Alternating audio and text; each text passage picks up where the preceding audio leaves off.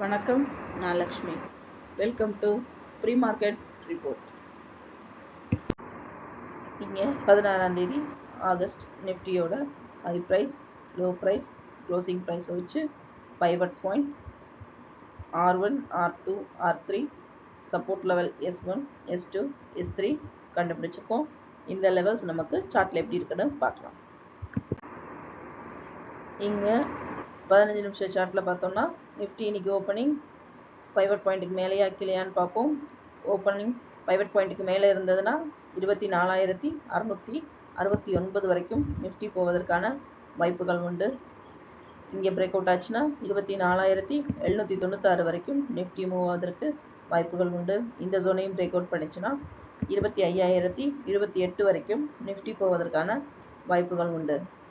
Pivot பாயிண்ட்டுக்கு கீழே break out ஆச்சுன்னா 24,308 வரைக்கும் நிஃப்டி போவதற்கான வாய்ப்புகள் உண்டு.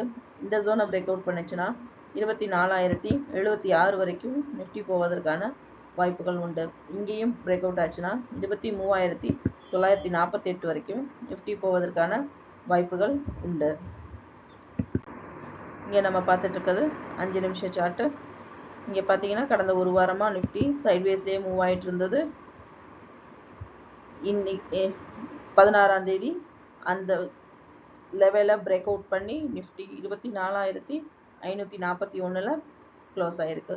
இன்றைக்கும் நிஃப்டி பாசிட்டிவில் மூவ் ஆவதற்கு அதிக வாய்ப்புகள் உண்டு. மேலும் ரெசிஸ்டன்ட் ஜோன் மற்றும் சப்போர்ட் ஜோன் இதை பிரேக் அவுட் பண்ணுதான்னு நம்ம கண்டிப்பாக செக் பண்ணி நம்மளோட ட்ரேடிங்கை சக்ஸஸ்ஃபுல்லாக பண்ணணும்.